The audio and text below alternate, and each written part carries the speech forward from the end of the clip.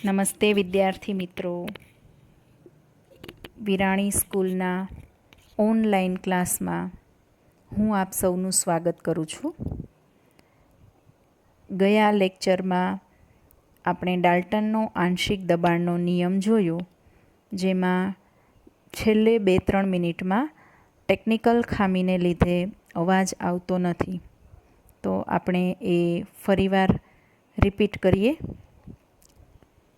તો ડાલ્ટને 1801માં આંશિક દબાણ માટે નિયમ આપેલો છે કે જો પરસ્પર ક્રિયા કરતા ન હોય તેવા વાયુઓના મિશ્રણનું કુલ દબાણ વ્યક્તિગત વાયુના આંશિક દબાણના સરવાળા બરાબર થાય છે.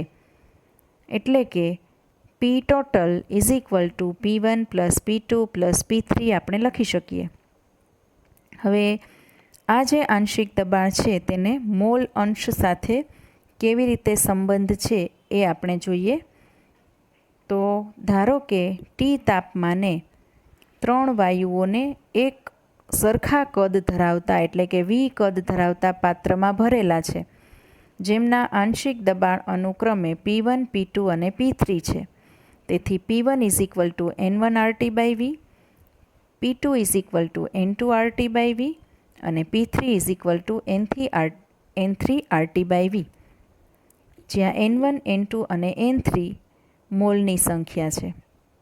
તેથી કુલ દબાણનું સમીકરણ એમાં આપણે આ કિંમત મૂકીએ તો N1RT/V + N2RT/V + N3RT/V થાય. RT/Vને કોમન લઈએ એટલે N1 + N2 + N3 × RT/V. P1 ને P કુલ વડે ભાગતા આપણને આ પ્રમાણે મળશે: N1/N1 + N2 + N3 = N1/N, એટલે કે N1/ કુલ મોલ. બરાબર, જેને આપણે પ્રકરણ 1માં મોલ અંશ વડે દર્શાવતા હતા. યાદ છે ને મોલ અંશની વ્યાખ્યા? કોઈ એક ઘટકના મોલ અને કુલ મોલનો ગુણોત્તર, જેને મોલ અંશ x1 વડે અહીંયા દર્શાવેલું છે. તો x1 એ પ્રથમ વાયુનો મોલ અંશ છે. P1ને કરતાં બનાવો તો P કુલ જે છે એ સામેની સાઈડ જાય x1 સાથે ગુણાકારમાં, એટલે P1 = x1 × P કુલ. એ જ પ્રમાણે આપણે બંને P2 અને P3 માટે પણ લખી શકીએ, બીજા બે વાયુઓ માટે. અને સામાન્ય રીતે લખવું હોય અન્ય કોઈ પણ વાયુ માટે તો Pi = xi × P કુલ, જ્યાં Pi અને xi એ I વાયુના મોલ અંશ અને આંશિક દબાણ છે. આ સમીકરણ ઉપરથી આપણે જો વાયુઓનું મિશ્રણનું કુલ દબાણ જાણતા હોઈએ તો વ્યક્તિગત વાયુ વડે ઉત્પન્ન થયેલું દબાણ છે એ શોધી શકીએ છીએ. ક્લિયર? તો આ ડાલ્ટનનો આંશિક દબાણનો નિયમ. હવે અહીંયા નિયમો બધા પૂરા થાય છે, ગાણિતીય જે સૂત્રો છે એ અહીંયા પૂરા થાય છે.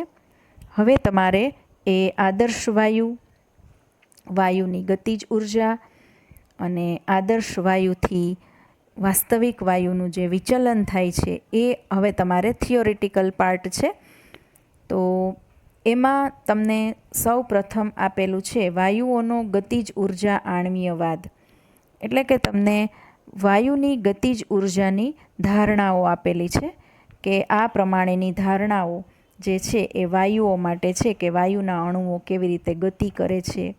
એ ધારણાઓ એ આપણે અગાઉ 9મા ધોરણમાં આવી જ ગઈ છે. વાયુનો ગતિજવાદ આવતો હતો, અથવા તો વાયુઓની ગતિકીય સિદ્ધાંત એ પ્રમાણે.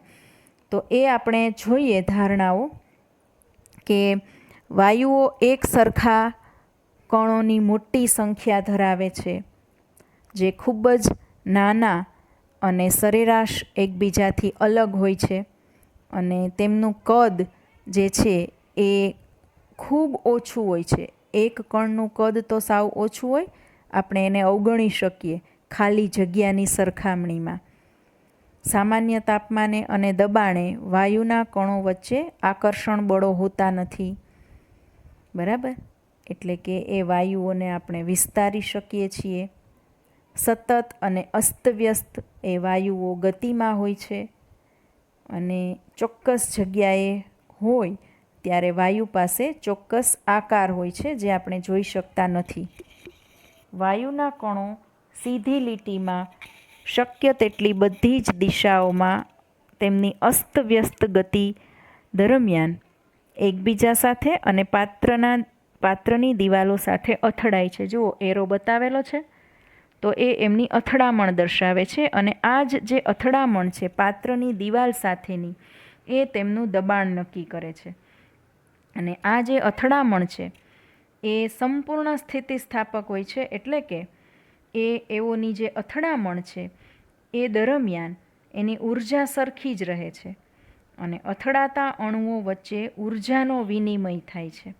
એટલે એક અણુ બીજા અણુ સાથે અથડાય, પોતાની ઉર્જા આપે છે અને ઓલા જે છે અથડાતા અણુ સાથે એની ગતિજ ઉર્જામાં વધારો કરે છે. તો આ રીતે એ વાયુઓ સતત ગતિમાં હોય છે અને બધા અણુઓની ઝડપ જે છે એ એક સરખી હોતી નથી, જુદી જુદી હોય છે અને જુદી જુદી ગતિજ ઉર્જા હોય છે. એટલે એ એકબીજા સાથે અથડાય ત્યારે તેમની ઝડપ છે એ પણ બદલાય છે અને એ જે ગતિજ ઉર્જા પ્રાપ્ત કરે છે એ ગતિજ ઉર્જા આપણે સરેરાશ લઈએ છીએ. આખા જે વાયુના અણુઓ હોય એ સરેરાશ ગતિજ ઉર્જા તેના નિરપેક્ષ તાપમાનના સમપ્રમાણમાં હોય છે. એટલે અચળ કદના વાયુને જ્યારે ગરમ કરીએ ત્યારે દબાણમાં વધારો થાય છે, કેમ કે એની ગતિજ ઉર્જા વધે છે અને ગતિજ ઉર્જા વધે એટલે પાત્રની દિવાલ સાથે વારંવાર અથડાય છે અને વધારે દબાણ ઉત્પન્ન કરે છે. આના ઉપરથી મેક્સવેલ અને બોલ્ટ્ઝમેને એ વાયુઓની સરેરાશ આણ્વીય ઝડપ માટે એણે વક્ર આપેલા છે. તમને 2 વક્ર આપેલા છે જુદા જુદા તાપમાને. તો એ વક્ર જે છે એમાં એક વક્ર T1 તાપમાને છે જે સાંકડો છે થોડો, અને T2 એટલે કે એનાથી ઊંચા તાપમાને એ વક્ર થોડો પહોળો થાય છે. એ એવું દર્શાવે છે કે એમની ઝડપમાં વધારો થયો છે. હવે જુઓ, વક્ર શા માટે છે? તો કે અણુઓની જે સંખ્યા છે એ સાવ ઓછી ઝડપ ધરાવતા અણુઓની સંખ્યા ઓછી છે અને ખૂબ જ વધુ ઝડપ ધરાવતા અણુઓની સંખ્યા પણ ઓછી છે. પણ વચ્ચેનો પાર્ટ જે છે એ એવું દર્શાવે છે કે બધાની ઝડપ એ મધ્યમ પ્રકારની છે, મોટા ભાગના અણુઓની ઝડપ. આપણે એવું હોય ને સ્પોર્ટ્સમાં જે દોડવાની જે રેસ હોય છે એમાં જે સ્પોર્ટ્સમેન ભાગ લેતા હોય તો 1, 2, 3 એટલે કે ખૂબ વધારે ઝડપ ધરાવતા દોડવાવાળા, વધુ ઝડપથી દોડવાવાળા રનર્સ છે એ પણ ઓછા હોય. પછી સાવ પાછળ રહી જનારા એટલે સાવ ઓછી ઝડપ ધરાવતા એ પણ ઓછા હોય. મધ્યમાં એટલે કે મધ્યમ ઝડપ ધરાવતા જે છે રનર્સ એ વધારે હોય, બરાબર? કેમ કે નંબર તો આપણે બધાને નથી આપતા અને બધા સાવ પાછળ નથી રહી જતા, તો એ રેસમાં ભાગ જ ન લે. તો એવી રીતે વાયુના અણુઓ જે છે એ પણ ખૂબ ઓછી ઝડપ ધરાવતા કણો જે છે એ પણ ઓછા હોય અને ખૂબ વધુ ઝડપ ધરાવતા પણ સાવ ઓછા હોય. મધ્યમ ઝડપ ધરાવતા અણુઓ જે છે એ વધારે પ્રમાણમાં હોય છે. તો આ મેક્સવેલ અને બોલ્ટ્ઝમેનની ઝડપની વહેંચણી દર્શાવતો આલેખ છે જે તમારે ક્યાંય પૂછાતો નથી. આ જે ટૉપિક આખો છે એ માત્ર આપણને અણુઓની ઝડપ માટેનો એ સમજૂતી માટેનો એ ટૉપિક છે. પછી બીજી બાબત છે કે જે ઝડપ જે છે એનો આધાર એ કોઈ પણ તાપમાને તેના આણ્વીય દળ ઉપર રહેલો છે. એટલે આણ્વીય દળ જો વધુ હોય તો ઝડપ ઓછી હોય છે અને આણ્વીય દળ નીચું હોય તો ઝડપ વધારે હોય. એટલે કે આપણે સામાન્ય રીતે આપણી જ વાત કરીએ તો બોડી બિલ્ડર હોય, બહુ જાડા હોય, એ કાંઈ દોડની રેસમાં ભાગ ન લેતા હોય, બરાબર, મોટા એકદમ. તો એ એનું વજન વધારે હોય તો દોડી તો ન શકે. એટલે અણુઓમાં પણ એવું જ છે. આણ્વીય દળ વધારે હોય એમની ઝડપ ઓછી હોય છે. ક્લોરીન અને નાઇટ્રોજનનું ઉદાહરણ તમને આપેલું છે. ક્લોરીનનું આણ્વીય દળ વધુ છે. કેટલું છે યાદ છે ને? ક્લોરીનનું પરમાણ્વીય દળ 35.5 હોય તો ક્લોરીન એટલે Cl2 અણુમાં 70 થઈ જાય. નાઇટ્રોજન જે છે, એક નાઇટ્રોજનનું પરમાણ્વીય દળ 14 હોય, N2 તો 28 થાય. તો એટલે એ આણ્વીય દળ કોનું ઓછું? નાઇટ્રોજનનું. એટલે એની જે ઝડપ જે છે એ વધારે હશે અને ક્લોરીનની ઝડપ કેવી હશે? ઓછી હશે. તો આના માટે તમને ગતિજ ઉર્જા એ ઝડપ સાથે કેવી રીતે સંકળાયેલી છે એનું સૂત્ર આપેલું છે કે ગતિજ ઉર્જા is equal two half mu². અહીંયા આપણે સરેરાશ લીધેલું છે એટલે ઉપર બાર દર્શાવેલું છે. જે ઉપર લીટો છે એને બાર વડે દર્શાવવામાં આવે છે, u². અને દરેક જે છે અણુઓની સરેરાશ ગતિજ ઉર્જા એ સરેરાશ વર્ગ ઝડપ પણ તમને આપેલી છે અને સરેરાશ વર્ગિત ઝડપનું વર્ગમૂળ એ પણ તમને આપેલું છે. જે તમને કીધું છે RMS એટલે કે રૂટ મીન સ્ક્વેર. તો એ સરેરાશ ઝડપ અને મહત્તમ સંભાવ્ય ઝડપ અને સરેરાશ વર્ગિત ઝડપ ત્રણેયનો ગુણોત્તર તમને આપેલો છે. URMS greater than U average greater than UMP. તો આ થઈ ઝડપની વાત દરેક વાયુના અણુઓની. હવે આપણે જોઈએ કે વાસ્તવિક વાયુઓની વર્તણૂક. આપણે કીધું ને કે જે નિયમો છે વાયુના નિયમો એ આદર્શ વાયુ જે છે એ આ નિયમોને અનુસરે છે. વાસ્તવિક વાયુઓ સંપૂર્ણપણે એ આ નિયમોને અનુસરતા નથી. એટલે એ વિચલન શા માટે ધરાવે છે? તો એના માટે PV = nRTનો જે સંબંધ છે એ વાસ્તવિક વાયુ ટોટલી એને અનુસરતું નથી. તો એના માટે PVની વિરુદ્ધ Pનો આલેખ દોરવામાં આવે છે. કારણ કે અચળ તાપમાને PV અચળ રહે છે બોયલના નિયમ પ્રમાણે અને PV વિરુદ્ધ Pનો આલેખ બધા દબાણે Xને સમાંતર સીધી રેખા મળે છે. બરાબર, જે આદર્શ વાયુ બતાવે છે. અને આપણે જોઈ શકીએ છીએ કે અચળ તાપમાને વાસ્તવિક વાયુઓ માટે આ આલેખ સીધી રેખા હોતી નથી. એમાં વિચલન જોવા મળે છે. બે પ્રકારના વક્ર છે. હાઇડ્રોજન અને હિલિયમ માટેના વક્રમાં દબાણના વધારા સાથે PV પણ વધે છે, એટલે કે દબાણ અને કદનો ગુણાકાર. અને બીજા પ્રકારનો વક્ર જેમાં કાર્બન મોનોક્સાઇડ અને મિથેન વાયુઓ જે છે એમાં એ આલેખોમાં પહેલાં તેમાં આદર્શ વાયુથી ઋણ વિચલન મળે છે. એટલે કે PVના મૂલ્યો દબાણના વધારા સાથે ઘટે છે અને વાયુની ખાસિયત જે છે એને આધારે એ ખૂબ જ નીચા મૂલ્યે પહોંચે છે અને ત્યારબાદ PVના મૂલ્યો વધવા માંડે છે. ત્યારબાદ આદર્શ વાયુ માટેની રેખાને છેદે છે. જુઓ, ચારે ચાર જે વાયુઓના વક્રો જે છે એ ક્યાંક ને ક્યાંક તો આદર્શ વાયુની રેખાને છેદે જ છે. એટલે અમુક પરિસ્થિતિમાં એની વર્તણૂક આદર્શ વાયુ જેવી હશે, પણ અમુક પરિસ્થિતિમાં, બધી જ પરિસ્થિતિમાં નહીં. એટલે ધન વિચલન અને ઋણ વિચલન જોવા મળે છે. બીજો તમને આલેખ આપેલો છે દબાણ વિરુદ્ધ કદનો. ત્યારે પણ આદર્શ વર્તણૂકમાંથી એનું વિચલન એ જોઈ શકાય એવું છે.